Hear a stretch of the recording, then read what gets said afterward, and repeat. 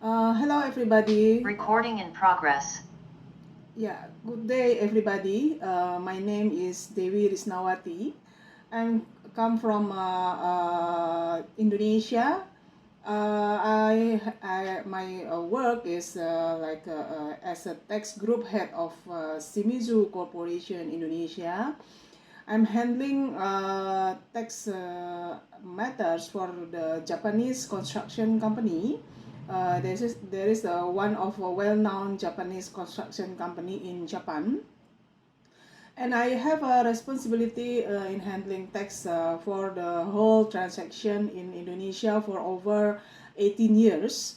And my expertise is for the tax audit in Indonesia and also handling all the tax matters in Indonesia. Also, some countries relating to our daily transaction is for the Asian region and also for the Asia region. Also, I have handling that matters. So today's agenda, as I am a speaker of this seminar, I would like to share information regarding taxation in digital economics from Indonesian perspective. Please let me share the screen. Recording stopped.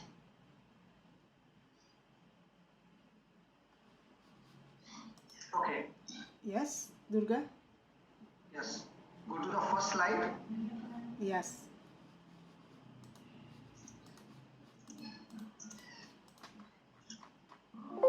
Okay. Great. This one. Yes. So same drill once again. I will say 3, 2, 1, go. Then hit the record button. You need to wait for the announcement is over. Then you can start speaking. Okay. Okay. So here we are starting. Again. 3, 2, 1, go. Recording in progress. Okay, in this seminar, I would like to share about the taxing the digital economy from the Indonesia perspective. Basically, in Indonesia, we already face the digital transaction, digital economy in Indonesia starting early 2017 and 2018. Which is the background of this taxation in the digital economy in Indonesia, because as we know that the development of digital economy in Indonesia is now very developed, where the needs for access to digital economy service provider from all over the world is increasing. The needs also not only for the online marketplaces but that provide various products for daily needs, but also the need for the music services, videos and movies provided by YouTube and also others platform. This need is even higher when the COVID-19 pandemic begins in early 2020, where almost all people in Indonesia conduct working from home, study from home, and other online activities. The Indonesian government, at first, it was difficult to deal with this phenomenon, where tax regulation in Indonesia are still limited and cannot reach the subject of this digital tax. Based on Law Number 36 of 2018 concerning income tax, which can be taxed only on companies that have representative in Indonesia, in the form of BUT, we call it the BUT, or permanent establishment. The company should have a physical uh, presence in Indonesia. If the company has a physical presence in Indonesia, so Indonesian government can be taxes to the company. This is the challenge for the government of Indonesia, basically, where in addition to thinking about the potential tax revenue loss on electronic transaction, also the government of Indonesia must think about the impact of the application of electronic transaction taxes on other countries and the development of digital transaction themselves, which has become a necessity for all countries. Based on this, in 2020, Government of Indonesia, through government regulation, in lieu of Law Number 1 of 2020 and Finance Ministry Decree, we call it a Peraturan Menteri Keuangan number 48 of 2020, regulates the promotion of digital transaction. This regulation was issued while the COVID-19 pandemic was underway, taking into account the equality of tax treatment, level playing field. We call it like a level playing field, which is at that time, Indonesian company which has and which provide the economic transaction or online platform transaction, they become as a tax subject of Indonesia for their transaction, but due to this unfairness, so the government of Indonesia issued this tax regulation, the new tax regulation. So this is for the level playing field both between conventional business actors and digital economy business actors, and between digital economy business at home and abroad. Provide legal certainty in conducting VAT collection on the utilization of intangible goods and the services from outside the custom area with the custom area through electronic system, and also for the optimization of tax revenue. Based on this background, now starting July 1st, 2020, in Indonesia, for all the service provider, local and overseas company should be taxes in Indonesia regarding their transaction with the Indonesian citizen. What is the tax subject from this regulation? The tax subject is with the certain criteria to be the tax subject based on this regulation.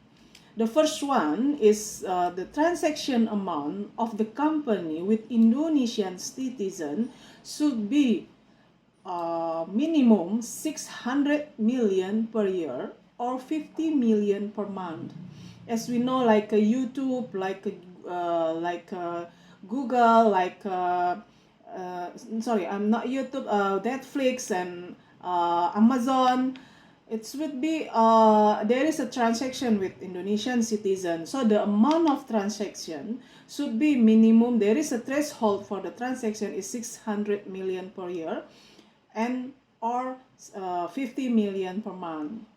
And the second criteria for the taxation in digital economy in Indonesia, the user access traffic in Indonesia more than 12,000 per year or 1,000 per month. So if those criteria is already fulfilled, so the company should be pay the tax in Indonesia.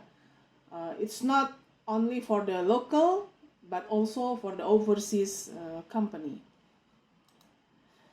What is the service receiver criteria in Indonesia? Basically, the first is Indonesian citizen, which correspondence address when they registration in the website of the service provider, like Netflix, like YouTube, and others like Amazon. They use the correspondence address. The registration is from Indonesia, and also they make a payment by debit or credit card or any others online payment platform provided by institution in Indonesia.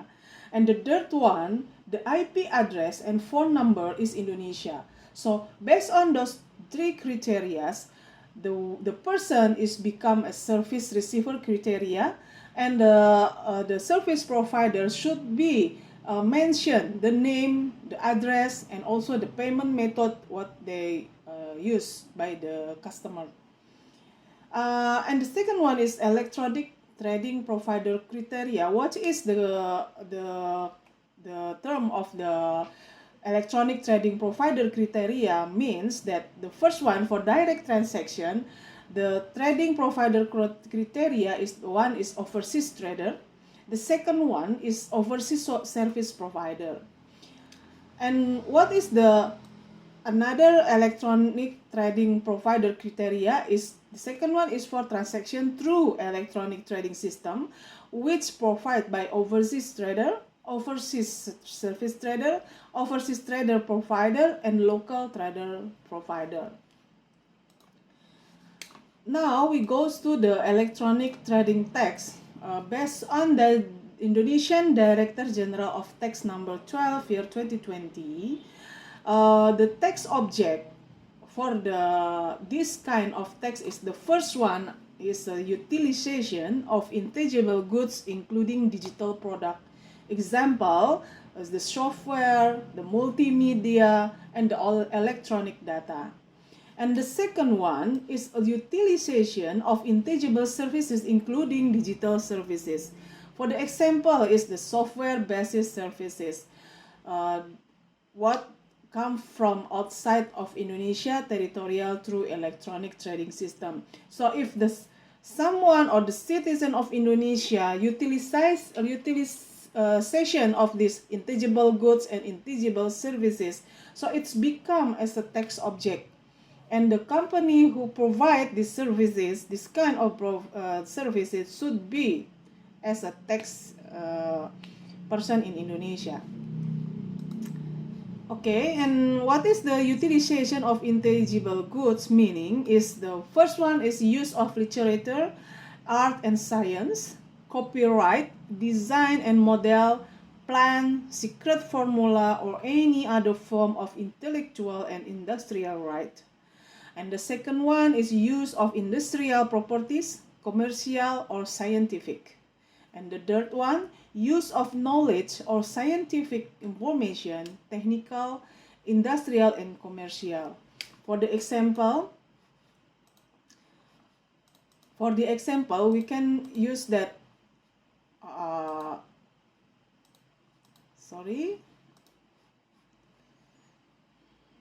Recording stopped.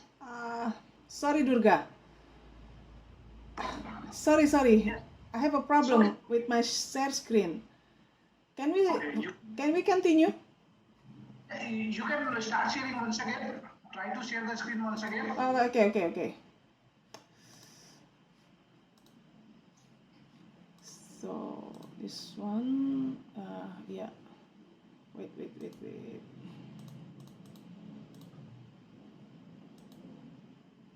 Yeah. Okay. Yeah. So you can resume once again. I will say 3, 2, 1, go. Just wait for the announcement is over, then you can start speaking. Yes. From where you have. Okay.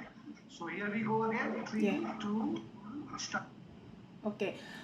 Recording in progress. Yes, the utilization of intangible goods can be like a sample, video recording or voice recording or both of the form which share to citizen through satellite, cable, optical or similar technology. So the form is so many, so that's the regulation is already absorbed the kind of the utilization of intangible goods. Okay, what is the tax applicable on this transaction? For sure, and for its relating should be with the VAT. Based on Finance Ministry Decree number 48 year 2020. There is a tax. The tax is the VAT on in electronic transaction, which is the amount is 10% times to VAT tax base, which is the VAT tax base is the amount of transaction not include the VAT itself. So the VAT should be paid when the transaction done. When the Indonesian citizen make a transaction to be as a customer of like a Netflix or like a Amazon, the VAT should be paid when the transaction is done. And for that payment, there is a tax payment receipt. The tax payment receipt is in the form like a commercial invoice. It could be in the billing or the receipt or others. So once we make a transaction with the service provider, so we receive like a commercial invoice or the receipt or others, which can be in the in the IDR currency, USD currency, or any other currency as a finance ministry decree. So everybody can make a transaction in any currency. And then for the company who provide the electronical transaction, they should be make a reporting. The tax reporting is in the two way. The first one is quarterly reporting method, which is they consist of the fourth quarter. The first quarter is from January until March, and the second quarter April until June, and the third quarter July until September, and the fourth quarter is from October to December. And the other report, it should be biannual report, which is they can report in English or Indonesian version is allowed. And the latest one, I would like to share that based on Finance Ministry decree, there is already 84 company who become as a electronic transaction provider as of 13 September 2021, which is consists of Amazon Web Service, Google Asia Pacific, Google Ireland, Google LLC Limited, Netflix, Spotify, Facebook, Amazon, Apple, also TikTok, and the Walt Disney Company, LinkedIn Singapore, McAfee Ireland, Microsoft Ireland, and we can show that the Hewlett Packard and also the Indonesian company is PT Bukalapak.com. And also from the overseas we can show also the gamers of Gamers Global, and also the Snap Group and Tencent Mobility. As I said and as I explained before, this is based on the transaction amount per month and also per year. They already over from the 600 million per year and 50 million per month, and also the subscriber, the access of the Indonesian citizen is more than 12,000 person per year, or 1,000 person per month. So based on that, I would like to summarize that Indonesia basically has a very aggressive in this digital transaction.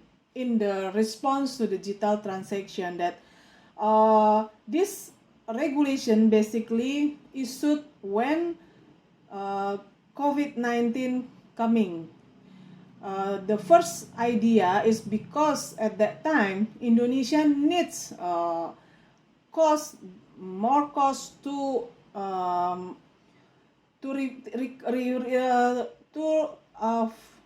cover the COVID-19 condition, which is at that time Indonesia we have to spend so many costs for the COVID-19. As we know that in Indonesia the COVID-19 is very bad, especially on July 2020. So our government needs to give some support for Indonesian company and also Indonesian taxpayer, and also the Indonesian tax office should be support government to import the vaccine and others, and also all the stuff to carry to covering the COVID-19. So based on that, we need cash. Indonesia need cash. Indonesia need the cash flow to recover from this condition. So based on that, and because of taxes is support of more than 80% from tax will support Indonesian development. So that's why our company issued this regulation. So far, the regulation is already applicable, and there is no problem basically in this implementation. And now we Indonesia now starting recovering from the COVID-19 pandemic, and we hope that for another 2 years Indonesia can grow and can recover and being a big country again. So I think that's all from Indonesian perspective regarding the electronical transaction.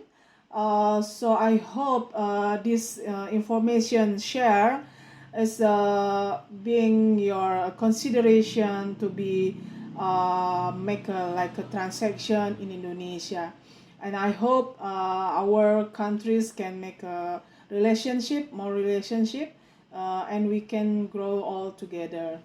Thank you very much. Good day. Recording stopped. Hi, Devi. Yes. Yes, that was good. Yes. Thank you very much. How many times? Yeah. It was in the time. It was good. 15 minutes? Yeah, it was 15, not more than 15 minutes. It was 17 to 18 minutes around. Okay. Yeah. So that is not an issue. It was within the time. It was good, short and crisp. And I hope our delegates will be, delighted to see the Indonesian part of the taxing the digital economy. Yes. Yeah, thank you. Thank you, Durga. Sorry, maybe can you share me with me with your the recording video, so it could be my database. My Definitely. yes. Okay. Hopefully it's yeah, you can show that. Yeah. Yeah, I will be sharing because once I stop this meeting, the recording, no, so it will take some time to convert into MP4 around half an hour, 45 minutes. Okay, so once it's converted, so I will be sharing this file through WeTransfer. You will Okay. receive a link email. Just click on the link and you can download. It will take hardly 3 to 4 minutes to download. Okay. No problem. Okay, Yes. great. Okay. And look forward to meet you again in our next edition. Yeah. Because you don't have to come online for the Q&A. You just have to log in our Yes. platform and take the Q&A through chat bot. Okay. Thank you so much, Durga, for the Thank you so much. opportunity. Yes. No problem. No problem. It was our privilege to have you on board. Yes. Okay. Okay. And continue our association in the future editions. Okay. I believe. Yeah. Thank Yeah. you. Okay, Yeah. thanks. Thank Thanks you. for and bye bye. Yeah. Bye. Thank you. Have a good day. Take care. Have a good day.